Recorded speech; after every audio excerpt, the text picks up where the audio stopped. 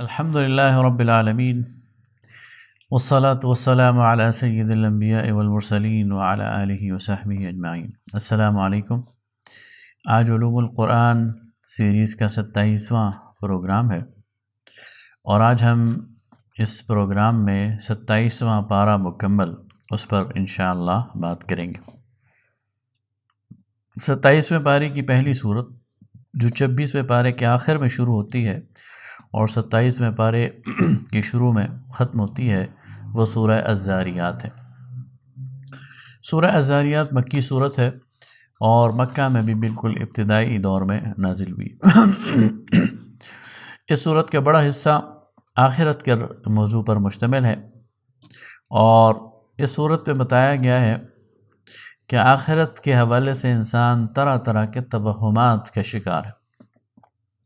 اول تو انسان اس بات کے قائل ہی نہیں ہوتے کہ قبر میں انسان کو سوال و جواب کا سامنا کرنا پڑے گا، اور قبروں سے انسانوں کو دوبارہ اٹھا کھڑا کیا جائے گا، اور پھر قیامت کا روز بھی ہوگا اور ان کو حساب و کتاب ان کا کیا جائے گا۔ لیکن اگر پرانے چند مذاہب اس بات کے قائل بھی ہیں کہ آخرت کا عقیدہ ہے بھی، تو وہ پھر بھی طرح طرح کے توہمات کا شکار ہیں، اور عذاب و جزا اور حساب اور کتاب کے حوالے سے ان کا وہ کلیئر تصور نہیں ہے جو اللہ اور اس کا رسول صلی اللہ علیہ وسلم دینے چاہتے ہیں۔ لہٰذا اس صورت میں بتایا گیا کہ درست عقیدہ کیا ہے اور وہ توہمات کیا ہیں جو انسان نے پالے۔ اس صورت میں پھر سابقہ انبیاء علیہ السلام کے حوالے سے بھی یہ بتایا گیا ہے کہ وہ تمام انبیاء آخرت کے اسی تصور کو لے کر آئے تھے، اور پھر وہ سطحی قسم کے اعتراضات جو کفار اور مشرکین کرتے ہیں ان کو ایک ایک کر کے ان کا جواب دیا گیا ہے، اور کہا گیا ہے کہ ان کی بھی کوئی اہمیت نہیں ہے۔ سورہ ذاریات کے آخر میں توحید کے حوالے سے دلائل دیے گئے ہیں، اور اس صورت کا اختتام ان دلائل پر کیا گیا۔ سورہ الذاریات کے بعد دوسری صورت سورہ الطور ہے۔ یہ بھی مکی صورت ہے، اور اس کا زمانہ نزول بھی بالکل ابتدائی زمانہ ہے۔ اس کا موضوع بھی آخرت ہے، اور بتایا گیا ہے کہ جب وہ قیامت پیش آئے گی تو جھٹلانے والوں کا انجام کیا ہوگا۔ اس صورت کا جو دوسرا رکوع ہے اس میں سرداران قریش پر تنقید کی گئی ہے، اور ان کو کہا گیا ہے کہ یہ جو تم ہمارے نبی صلی اللہ علیہ وسلم کو، جو میرے پیغمبر ہیں، میرے رسول ہیں، میرے نمائندہ ہیں تمہاری طرف، انہیں کبھی کاہن کہتے ہو، کبھی مجنوں کہتے ہو، کبھی شاعر کہتے ہو، تو یہ تمہارا منچلا پن ہے، یہ تمہاری سطحیت ہے، اور تم دراصل اس دعوت کی گہرائی تک اترے نہیں ہو، تم نے اس کو سنجیدگی سے نہیں لیا۔ اگر تم عقل اور فکر سے کام لو اور سنجیدگی سے اس دعوت کو سنو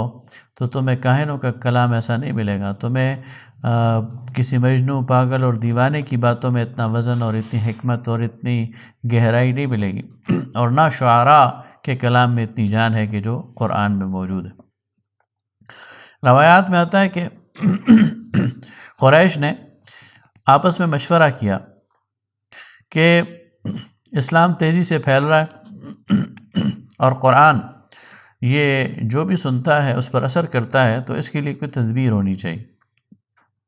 تو انہوں نے آپس میں یہ مشورہ کیا کہ ہم کوئی ایک رائے پر متفق ہو جاتے ہیں اور پھر لوگوں کو بتائیں گے کہ یہ فلاں چیز ہے۔ تو کسی نے کہا کہ یہ کہانت ہے، تو ولید بن مغیرہ وہ کھڑا ہوا اور اس نے کہا کہ خدا کی قسم میں کاہنوں کو جانتا ہوں اور یہ کہانت نہیں ہے۔ پھر کسی نے کہا کہ یہ سحر ہوگا، جادوگری ہوگی۔ اس نے کہا کہ سحر اور جادوگروں سے بھی، ساحروں سے بھی میں ملا ہوں، ان کے کلام میں بھی یہ تاثیر نہیں ہے۔ پھر کسی نے کہا یہ شاعر ہوگا، تو اس نے کہا کہ میں شعر کی تمام اصناف کو جانتا ہوں، یہ شعر بھی نہیں ہے۔ اور پھر وہ سر جوڑ کر بیٹھے،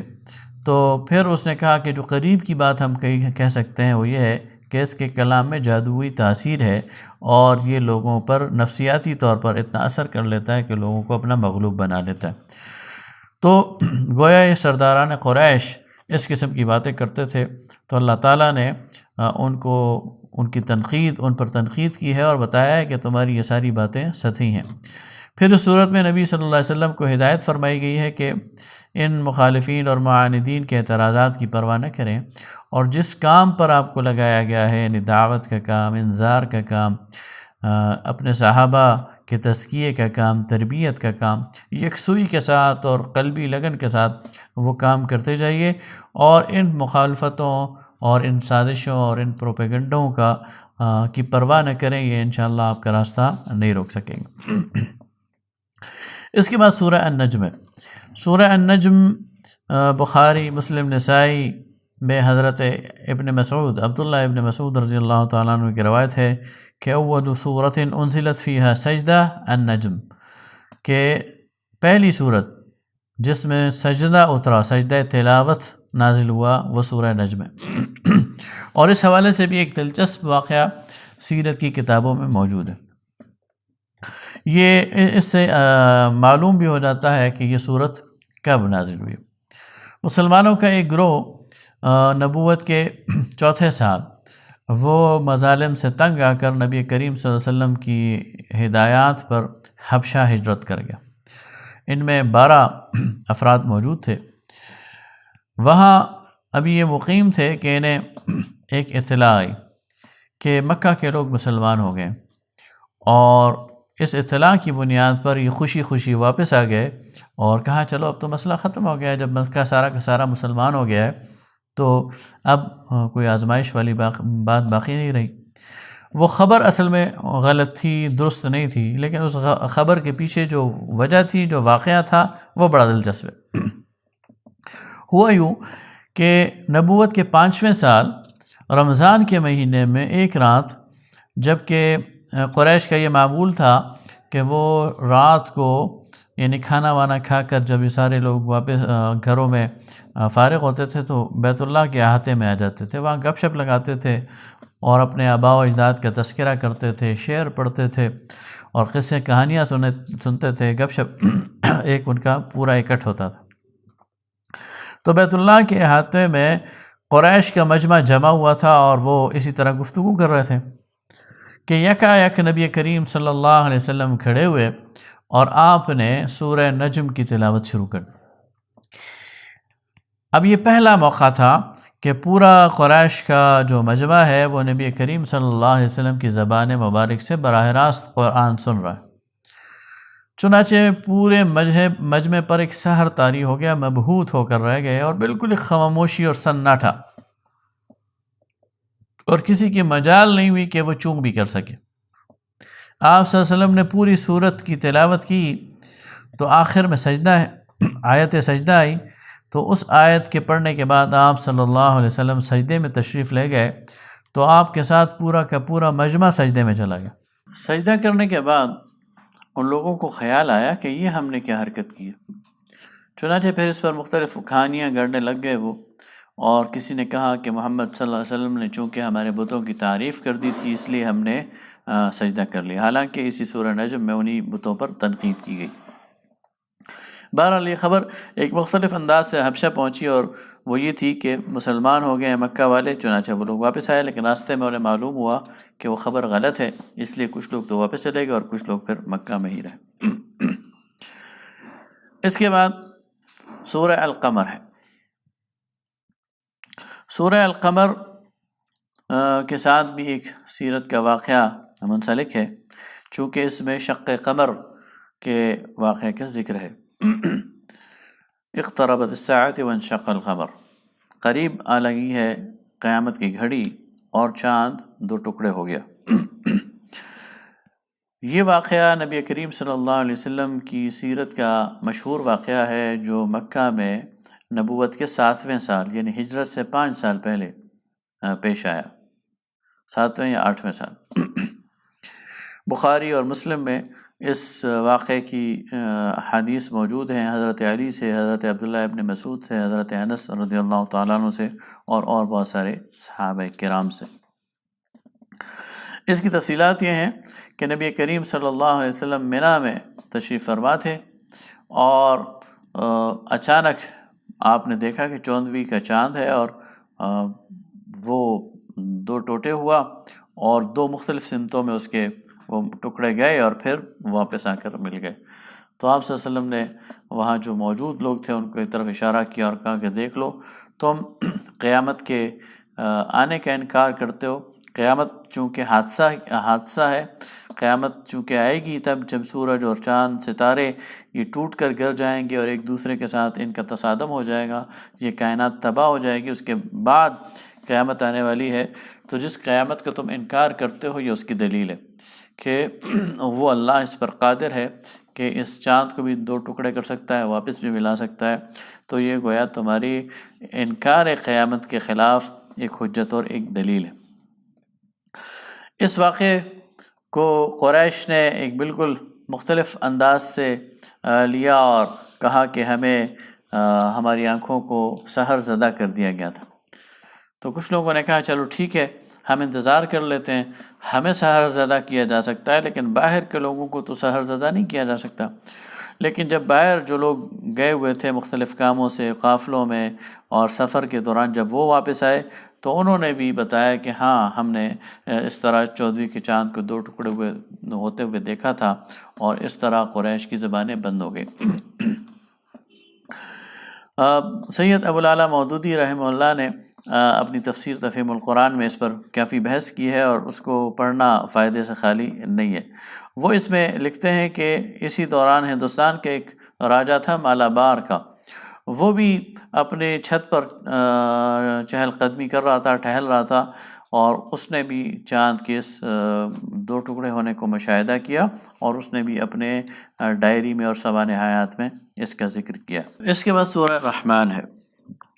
سورہ رحمان قرآن پاک کی وہ پہلی صورت ہے کہ جس میں انسانوں کے ساتھ براہ راست جنات کو بھی مخاطب کیا گیا، اور اس میں بہت خوبصورت انداز میں نصیحت اور فہمائش بھی کی گئی ہے، اور انجام بھی بتایا گیا ہے کہ انسانوں کا کیا ہے اور جنات کا کیا ہے، اگر وہ ایمان لے آئیں تو تب کیا ہے، اور اگر وہ انکار کریں تو تب کیا ہے۔ یہ صورت بھی مکی صورت ہے، اور مسند احمد میں حضرت اسماء بنت ابی بکر رضی اللہ تعالیٰ عنہ سے روایت ہے کہ میں نے رسول اللہ صلی اللہ علیہ وسلم کو حرم کعبہ میں ایک گوشے میں اس صورت کو پڑھتے ہوئے سنا، جہاں پر جو ہے وہ حجر اسود یعنی نصب ہے۔ صورت کے اندر سب سے پہلے تو یہ بات بتائی گئی ہے کہ اللہ تعالیٰ کی یہ صفت رحمت ہے کہ اس نے قرآن پاک اتارا اور قرآن کی تعلیم دی، یعنی اس کا قرآن اتارنا اس کی محبت اور اس کی رحمت کی علامت ہے انسانیت پر، اس لیے کہ یہ قرآن یہ ہدایت ہے، یہ روشنی ہے، اور یہ دنیاوی کامیابی اور اخروی کامیابی کا ایک ذریعہ ہے۔ پھر وہ اللہ کی اسی کی صفت رحمت کا ایک پرتو یہ بھی ہے کہ اس نے انسان کو بنایا، مکمل بنایا، متناسب الاعضاء بنایا، اور پھر اسے بولنا سکھایا۔ پھر اگلی آیات میں اللہ تعالیٰ اس پوری کائنات کی طرف توجہ دلاتے ہوئے کہتے ہیں کہ اللہ تعالیٰ نے اس کائنات میں عظیم الشان توازن قائم کیا ہے، اور وہ توازن اسے تمہاری زندگیوں میں بھی مطلوب ہے، اور کہا گیا کہ تم اپنے رب کی کن کن نعمتوں کو جھٹلاؤ گے۔ پھر انسانوں کی تخلیق اور جنات کی تخلیق بتائی گئی کہ کیسے ہوئی، اور پھر اس کے بعد زمین و آسمان کے اندر جو آثار ہیں ان کی طرف توجہ دلائی گئی، سمندروں کی طرف اور پہاڑوں اور دریاؤں کی طرف، اور بتایا گیا کہ کل من علیہا فان، وَيَبْقَى وَجْهُ رَبِّكَ ذُو الْجَلَالِ وَالْإِكْرَامِ، یہ ساری چیزیں فنا ہونے والی ہیں، باقی رہنے والی ذات صرف اللہ رب العالمین کی۔ اور پھر بتایا کہ وہ اللہ رب العالمین جو ہے وہ ایک ایسی ہستی ہے جس کے مقابل اور جس کی طرح کی کوئی ہستی موجود نہیں ہے، اور سب اسی سے اپنی حاجتیں مانگ رہے ہیں اور وہ سب کو عطا کر رہا ہے۔ پھر اللہ تعالیٰ انسانوں اور جنوں کو ان کی اوقات یاد دلاتے ہیں کہ اے جن و انس، اگر تم زمین اور آسمان کی سرحدوں سے نکل کر بھاگنا چاہتے ہو تو نکل بھاگو، لیکن تم ایسا نہیں کر سکتے، اس کے لیے بڑا زور چاہیے، اور وہ زور اللہ رب العالمین کی طاقت کے علاوہ نہیں ہے۔ پھر قیامت اور آثار قیامت کے باب میں بات کی گئی، پھر جہنم کی بات کی گئی، اور کہا گیا کہ وَلِمَنْ خَافَ مَقَامَ رَبِّهِ جَنَّتَانِ، جو اپنے رب کے سامنے کھڑا ہونے سے ڈر گیا اس کے لیے 2 باغات ہیں، اس کو گویا اللہ تعالیٰ عیش اور نعمت میں رکھے گا۔ پھر اس جنت کی حوالے سے پوری ایک تفصیل اس میں بیان کر دی گئی، اور کہا کہ حل جزاء الاحسان الا الاحسان، کیا نیکی کا بدلہ نیکی کے سوا کچھ اور ہو سکتا ہے؟ احسان کا بدلہ احسان کے علاوہ کچھ اور ہو سکتا ہے؟ فبأي آلاء ربكما تكذبان۔ اور پھر اس جنت کی پوری تفصیل بیان کی گئی، اس سے پہلے جہنم کی تفصیل بیان کر دی گئی تھی۔ تو گویا بہت ہی خوبصورت انداز میں اللہ رب العالمین نے اس صورت میں جنت اور جہنم کے حوالے سے بھی، کائنات کے حوالے سے بھی، اور اپنی صفت رحمت کے حوالے سے بھی بہت ساری چیزیں بتائیں۔ اگلی صورت سورہ الواقعہ ہے۔ یہ صورت بھی مکی صورت ہے، اور حضرت عبداللہ ابن عباس کے مطابق سورہ طٰہٰ سے پہلے سورہ واقعہ نازل ہو چکی ہے۔ اس صورت میں بنیادی طور پر 3 قسم کے گروہوں کا ذکر ہے۔ پہلے گروہ کے بارے میں کہا گیا السابقون الاولون، وہ لوگ جو کہ دین کے حوالے سے پہل کرنے والے ہیں۔ جب انہیں پکارا گیا ایمان کے لیے تو فوراً دوڑ پڑے، جب انہیں پکارا گیا قربانی کے لیے تو فوراً قربانی کے لیے تیار ہو گئے، جان اور مال کی قربانی میں ہمیشہ آگے بڑھتے رہے، اللہ کی اطاعت میں، اللہ کے رسول کی اطاعت میں انہوں نے کبھی کمزوری نہیں دکھائی۔ تو فرمائی یہ لوگ ہر دور میں ہوں گے، لیکن پہلے دور میں یہ بہت زیادہ تھے، بعد کے ادوار میں یہ کم ہوں گے۔ تو پھر ان کی نعمتوں کا ذکر ہے کہ یہ کن کن نعمتوں میں ہوں گے۔ دوسرے وہ لوگ ہیں دوسری قسم کے جو اصحاب الیمین ہیں، دائیں ہاتھ والے، جن کی زندگی بیلنس ہے، انہوں نے کبھی کمی بھی کی ہے، کوئی کوتاہی بھی کی ہے، کبھی ان سے سستی بھی ہو گئی ہے، لیکن ان کی نیکی کا پلڑا غالب ہے، اطاعت کا رنگ ان کی زندگیوں پر غالب ہے، اگرچہ کبھی کبھی وہ نافرمانی بھی کر جاتے ہیں۔ اللہ تعالیٰ ان کی نافرمانیوں سے تجاوز کر دے گا، انہیں یعنی معاف کر لے گا، اور ان کی گناہوں کو معاف کر کے ان کی نیکیوں کے اس پلڑے کو غالب کر دے گا، اور پھر ان کا ذکر ہے کہ ان کو جنت میں کون کون سی نعمتیں ملیں گی۔ اس کے بعد پھر ان لوگوں کا ذکر ہے جو کہ بائیں ہاتھ والے ہیں، جنہوں نے مجرم کی حیثیت سے دنیا کی زندگی گزاری ہے، جنہوں نے للکارا ہے، جنہوں نے چیلنج کیا ہے اللہ اور اس کے رسول کو۔ تو یہ وہ لوگ ہیں جو ہمیشہ سے یہ جہنم میں یہ رہیں گے، اللہ تعالیٰ کے عذاب کا شکار رہیں گے اور اس سے نہیں نکلیں گے۔ اس کے بعد پھر ان لوگوں اس حوالے سے کچھ سوالات ہیں، اور کہا گیا ہے کہ افرأیتم ما تمنون، تم جو بیج ڈالتے ہو یا اس کو تم دیکھتے نہیں ہو، انتم تخلقونہ ام نحن الخالقون، کیا یعنی جب رحم مادر میں تم منی ڈالتے ہو تو کیا اس سے بچہ تم بناتے ہو یا ہم بناتے ہیں؟ نحن قدرنا بینکم الموت وما نحن بمسبوقین، ہم نے تمہارے درمیان موت مقرر کر دی ہے اور تم ہم سے آگے نہیں بڑھ سکتے یا ہمیں عاجز نہیں کر سکتے۔ آگے فرمایا کہ افرأیتم ما تحرثون، تم یا دیکھتے نہیں ہو کہ تم جو کھیتی باڑی کرتے ہو، انتم تزرعونہ ام نحن الزارعون، کیا تم کھیتیاں اگاتے ہو یا ہم کھیتی اگاتے ہیں؟ لو نشاء لجعلناه حطاما فظلتم تفکہون، اگر ہم چاہیں تو ان کھیتیوں کو بھس کر دیں، ان کو ملیہ میٹ کر دیں، جلا کر راکھ کر دیں، ان کو تلپٹ کر دیں، تو کیا تم باتیں بناتے ہوئے رہ جاؤ گے؟ انا لمغرمون، کہتے رہو گے کہ ہمیں تو چٹی پڑ گئی ہے، یا ہمارے تو نصیب ہی پھوٹے ہیں۔ افرأیتم الماء الذی تشربون، کیا تم وہ پانی نہیں دیکھتے جو تم پیتے ہو؟ اانتم انزلتموہ من المزن ام نحن المنزلون، کیا تم اسے نازل کرتے ہو بادلوں سے، یا ہم اسے بادلوں سے نازل کرنے والے ہیں؟ اگر ہم اسے کھاری بنا دیں یا ہم اسے روک لیں تو کیا تم شکر گزار نہیں بنتے؟ افرأیتم النار التی تورون، کیا تم یہ نہیں دیکھتے کہ جو آگ تم سلگاتے ہو، کیا اس کا درخت ہم نے پیدا کیا ہے یا تم نے؟ تو یہ سوالات کرنے کے بعد کہا گیا فسبح بسم ربک العظیم، اپنے رب کے نام کی تسبیح کرو جو عظمت والا ہے۔ اور قرآن پاک کے حوالے سے بات بتائی گئی کہ انہو لقرآن کریم، یہ قرآن کریم ہے، فی کتاب مکنون، جو کہ ایک محفوظ کتاب میں موجود ہے، لا یمسہ الا المطہرون، اور اسے نہیں چھوتے مگر پاکیزہ فرشتے۔ یہاں مفسرین نے اس سے ایک مسئلہ نکالا ہے کہ قرآن پاک کو ناپاکی کی حالت میں چھونا جائز نہیں ہے، اور ان کا استدلال اس آیت سے۔ تو اس میں فقہاء احناف یہ کہتے ہیں کہ مصحف کو چھونے کے لیے بندے کا باوضو ہونا یہ لازمی ہے، اگرچہ اس میں دوسری آراء بھی ہیں، اور ان کے مطابق بندے کا پاک ہونا لازمی ہے، یعنی اسے جنابت نہیں ہونی چاہیے، اور اگر وہ جنبی نہیں ہے، اسے غسل واجب اس کے لیے نہیں ہے، تو پھر بغیر وضو کے بھی وہ قرآن پاک کو چھو سکتا ہے۔ اس پہ دونوں قسم کی آراء موجود ہیں، لیکن زیادہ احتیاط یہی ہے کہ اس کو وضو کر کے مصحف کو چھونا چاہیے اور قرآن کی تلاوت کرنی چاہیے۔ آگے پھر اس صورت میں دوبارہ ان چیزوں کا خلاصہ بیان کیا گیا ہے جو اس میں پہلے بیان ہوئی ہیں، اور انہی تینوں گروہوں کا ذکر ہے۔ آگے سورہ الحدید ہے۔ یہ سورہ جو ہے یہ بالاتفاق مدنی سورت ہے، اور اس کے مضامین پر غور کرنے سے بھی معلوم ہوتا ہے کہ یہ جنگ احد اور صلح حدیبیہ کے درمیان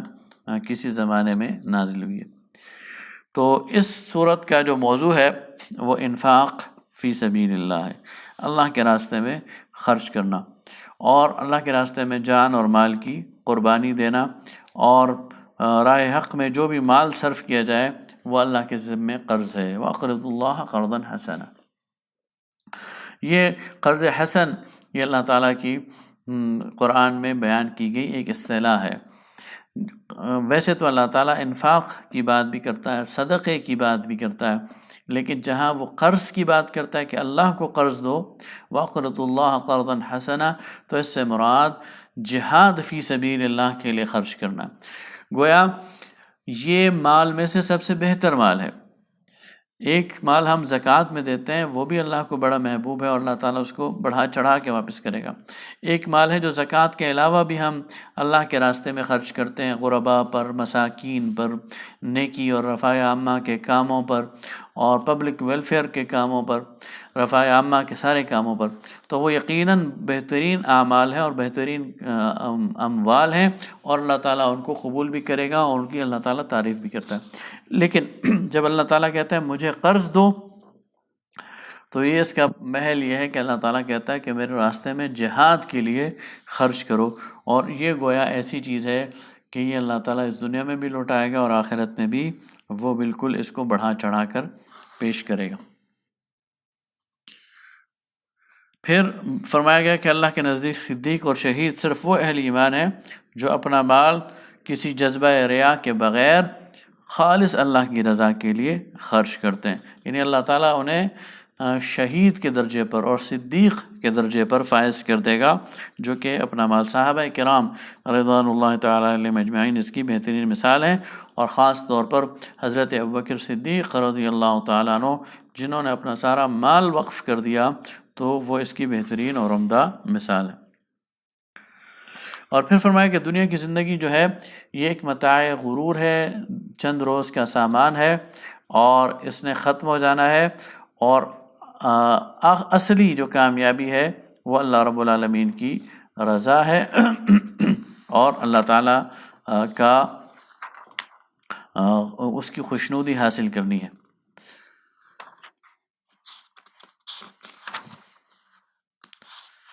آگے فرمایا اعلموا انما الحیات الدنیا لعب ولہو،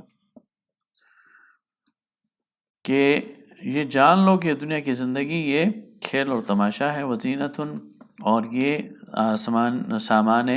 آرائش ہے، وتفاخر، اور ایک دوسرے پر فخر جتلانے والی چیز ہے، وتکاثر فی الاموال، اور مال میں کثرت کا ایک جذبہ ہے، والاولاد، اور اولاد میں، کمثل غیث اعجب الکفار نباتہ، جیسے کہ بارش جب وہ برستی ہے تو جو کسان ہے وہ اپنی کھیتی کو دیکھ کر خوش ہوتا ہے، ثم یہیج فتراہ مصفرا، لیکن پھر وہ یعنی ہو جاتی ہے، زرد ہو جاتی ہے، اور ثم یکون حطاما، اور پھر وہ چورا چورا ہو جاتی ہے، وفی الآخرۃ عذاب شدید ومغفرۃ من اللہ ورضوان، اور آخرت میں تو اللہ تعالیٰ کا عذاب ہے اور اس کی مغفرت ہے اور اس کی رضا۔ وما الحیات الدنیا الا متاع الغرور، اور دنیا کی زندگی تو ایک دھوکے کا سامان ہے۔ تو بتایا جا رہا ہے کہ دنیا کی زندگی اس کی بظاہر چمک دمک ہے، یہ بہت لبھانے والی ہے، اٹریکٹ کرنے والی ہے، لیکن تم جو ہی اس کی طرف جاؤ گے تو پھر یہ زرد ہونا شروع ہو جاتی ہے، پھر یہ اپنی قدر اور قیمت کھونا شروع کر دیتی ہے۔ جب یہ تمہارے ہاتھ میں آ جاتی ہے تو جو چیز انسان کے ہاتھ میں ہو، انسان اس کی قدر اور قیمت کھو دیتا ہے، اور وہ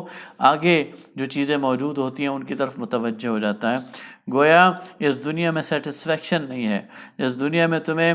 وہ مقام کبھی بھی نصیب نہیں ہوگا کہ تم یہ کہہ دو کہ بس مجھے جو چاہیے تھا مجھے مل گیا، ایسا نہیں ہوگا۔ تمہیں اگر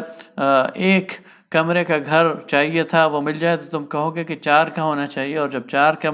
مل جائے گا تو کہو گے کہ 2 ہونے چاہیے یا 8 کمروں والا ہونا چاہیے۔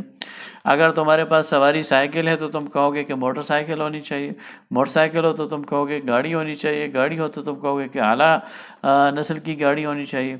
اور اگر وہ ہو جائے تو پھر ہیلی کاپٹر اور جہاز ہونا چاہیے۔ گویا یہ دنیا کی خواہشات رکتی نہیں ہیں، یہ چیزیں سیٹسفائی نہیں کرتی انسان کو، بلکہ انسان آگے سے آگے بڑھنے کی کوشش کرتا ہے، اور یہ گویا ایک دلدل ہے جس میں انسان پھنسنے کی کوشش کرتا ہے۔ تو بتایا گیا ہے کہ دنیا کی اس دوڑ میں نہ لگو، دنیا جمع کرنے کی جگہ نہیں ہے، دنیا خرچ کرنے کی جگہ ہے، اور خرچ کرنے کا بہترین مد وہ اللہ تعالیٰ کی کا راستہ ہے، اس کے راستے میں جہاد ہے، اور اس کے راستے کی باقی مدات ہیں۔ تو اگر تم اس دنیا میں ہی گم گئے تو آخرت میں تمہارے لیے شدید عذاب ہے، اور اگر اس دنیا میں تم نے آخرت کے لیے خرچ کیا تو پھر ومغفرۃ من اللہ ورضوان، پھر اللہ تعالیٰ کی مغفرت ہے اور اس کی رضا ہے۔ آگے فرمایا سابقوا الی مغفرۃ من ربکم، دوڑ لگاؤ اللہ کی مغفرت اور جنت کے لیے جس کی چوڑائی آسمان و زمین کے برابر۔ اگر تم نے کچھ حاصل کرنا ہے، انسان جدوجہد کرتا ہے، انسان کمپٹیشن کرتا ہے، انسان ایک دوسرے سے آگے بڑھتا ہے، لیکن اس کے آگے بڑھنے کا میدان غلط ہے۔ وہ اس دنیا میں ایک دوسرے سے آگے بڑھنے کی کوشش کرتا ہے، تکاثر میں مبتلا ہو جاتا ہے، زیادہ مال اکٹھا کرنا شروع کر دیتا ہے، بڑی بڑی انڈسٹریز بنانی شروع کر دیتا ہے، بڑی بڑی کوٹھیاں بنانی شروع کر دیتا ہے، سونے اور چاندی کے ڈھیر جمع کرنے شروع کر دیتا ہے۔ اللہ تعالیٰ فرماتا ہے یہ میدان نہیں ہے مسابقت کا میدان جنت کا ہے، اس جنت کے حصول کے لیے مسابقت کرو، اس جنت کے حاصل کرنے کے لیے اس دنیا میں خرچ کرو، جان لگاؤ، مال لگاؤ، اور اس جنت کو حاصل کرو جس کی چوڑائی آسمان اور زمین کے برابر ہے۔ اعدت للذین آمنوا باللہ ورسلہ، اور وہ تیار کی گئی ہے ان لوگوں کے لیے جو ایمان لائے اللہ پر اور اس کے رسولوں پر۔ ذالک فضل اللہ، یہ اللہ کا فضل ہے، یؤتیہ من یشاء، جس کو چاہتا ہے وہ دے دیتا ہے، واللہ ذو الفضل العظیم، اور اللہ تعالیٰ بہت بڑے فضل والا ہے۔ آگے فرمایا لقد ارسلنا رسلنا بالبینات وانزلنا معهم الکتاب والمیزان لیقوم الناس بالقسط، اللہ تعالیٰ نے اپنے رسولوں کو بھیجا واضح نشانیاں دے کر، اور ان کے ساتھ کتاب اتاری اور ان کے ساتھ میزان اتارا، لِيَقُومَ النَّاسُ بِالْقِسْطِ، تاکہ لوگوں کو انصاف پر قائم کریں۔ گویا انبیاء کی بعثت کا مقصد اس دنیا کے اندر نظام انصاف کا قیام ہے، اس دنیا کے اندر عدل کو قائم کرنا ہے، اس دنیا کے اندر انسان کے حقوق پر ڈاکہ ڈالتا ہے، اس دنیا کے اندر انسان کے حقوق کو غصب کرتا ہے، اس کی جان اور مال پر تعدی کرتا ہے، اور جو طاقتور ہوتا ہے وہ کمزور کو دبا دیتا ہے، اس کے حقوق سے اسے محروم کر دیتا ہے، اسے جینے کے بنیادی حق تک نہیں دیتا، اسے بھوکا رکھتا ہے۔ اللہ تعالیٰ نے اس دنیا کے اندر جو وسائل پیدا کیے ہیں وہ اس کی مجموعی آبادی سے زیادہ ہیں، اور اگر وہ منصفانہ طور پر تقسیم کیے جائیں تو اس دنیا کے اندر کوئی بھوکا نہ مرے، اس دنیا کے اندر کوئی ایسا شخص نہ رہے جس کی بنیادی ضرورتیں پوری نہ ہو، اسے علاج میسر نہ ہو، اسے تعلیم میسر نہ ہو۔ لیکن ہوتا یہ ہے کہ اس دنیا کے کچھ انسان جو کچھ فیصد ہیں وہ طاقتور ہوتے ہیں، وہ اس دنیا کے تمام خزانوں پر قابض ہو جاتے ہیں، اور وہ ان خزانوں کو پھر اپنے استعمال میں رکھتے ہیں اور باقی لوگوں کو اس سے محروم کر دیتے ہیں۔ اللہ تعالیٰ کہتا ہے میں نے اپنے رسولوں کو اس لیے بھیجا ہے کہ نظام انصاف قائم کیا جائے، تاکہ ہر فرد کو اس کے حصے کا حق مل جائے اور وہ اپنی معیشت کو خود سمیٹ سکے، اس کے لیے لیول پلینگ فیلڈ ہو۔ اب آپ دیکھیں ہمارے معاشرے کے اندر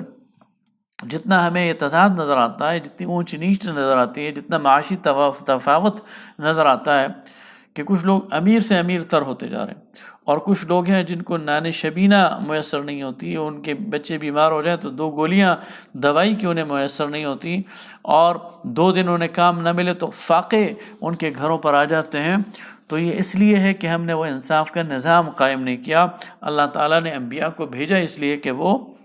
انصاف کا نظام قائم کریں۔ آگے فرمایا وَأَنزَلْنَا الْحَدِيدَ فِيهِ بَأْسٌ شَدِيدٌ وَمَنَافِعُ لِلنَّاسِ، اور ہم نے لوہا اتارا جس میں بہت سختی ہے اور انسان کے فائدے ہیں۔ لوہا یہ قوت کی علامت ہے، ٹیکنالوجی کی علامت ہے، اس لوہے سے دفاع کو مضبوط بنانا ہے، اس لوہے سے انڈسٹری قائم کرنی ہے، اور اس لوہے سے انسانوں کی معاش کے ذرائع کھلنے ہیں۔ تو فرمایا کہ اللہ تعالیٰ نے اس کو انسانوں کے لیے بنایا، اور ان اللہ قوی عزیز، بے شک کہ اللہ تعالیٰ قوی بھی ہے اور غالب بھی ہے، بالادست بھی ہے۔ آگے فرمایا وَلَقَدْ أَرْسَلْنَا نُوحًا وَإِبْرَاهِيمَ، ہم نے نوح کو بھیجا اور ابراہیم کو، وَجَعَلْنَا فِي ذُرِّيَّتِهِمَا النُّبُوَّةَ، اور ان کی اولاد میں ہم نے نبوت کو جاری کیا، والکتاب، اور کتاب کو، فَمِنْهُمْ مُهْتَدٍ، تو ان میں سے کچھ لوگ ایسے تھے جو ہدایت والے تھے، وَكَثِيرٌ مِّنْهُمْ فَاسِقُونَ، لیکن اکثر نے فسق کا اور گناہ کا راستہ اختیار کیا۔ ثم قفینا علی آثارہم برسلنا، پھر ہم نے ان کے نقش قدم پر اپنے رسول بھیجے، وقفینا بعیسی ابن مریم، اور پھر ہم نے انہی کے آثار پر عیسیٰ ابن مریم کو بھیجا، وآتیناہ الانجیل، اور ان کو انجیل عطا کیا، وجعلنا فی قلوب الذین اتبعوہ رأفۃ ورحمہ، اور ان لوگوں کے دلوں میں ترس اور رحم ڈال دیا، ورہبانیہ، اور رہبانیت انہوں نے خود ایجاد کر لی، ابتدعوها ما كتبناها علیہم، یعنی فرمایا کہ جو نصارہ ہیں ان کے اندر ترس اور نرم دلی تو ہم نے ڈالی تھی، لیکن رہبانیت اپنی شریعت میں خود لے کے آئے۔ رہبانیت یعنی دنیا سے کٹ جانا اور غاروں میں گھس جانا، خانقاہوں میں گھس جانا، دنیا سے لا تعلق ہو جانا۔ تو اللہ تعالیٰ فرماتا ہے کہ یہ رہبانیت خود ان کی ایجاد ہے، یہ ہم نے ان کو اس کی تعلیم نہیں دی تھی۔ آگے فرمایا یا ایھا الذین آمنوا اتقوا اللہ، اے ایمان والو اللہ سے ڈرو، وآمنوا برسولہ، اور اس کے رسول پر ایمان لے آؤ، یؤتکم کفلین من رحمتہ، تو وہ تمہیں اپنی رحمت سے دوہرا اجر دے گا، ویجعل لکم نورا، اور تمہارے لیے نور بنائے گا، تمشون بہ، جس میں تم چلو گے پھرو گے، ویغفر لکم، اور تمہاری بخشش کر دے گا، واللہ غفور رحیم، اور اللہ تعالیٰ بخشنے والا اور رحم کرنے والا ہے۔ تو اس طرح سورہ حدید ختم ہو گئی۔ وآخر دعوانا الحمد للہ رب العالمین۔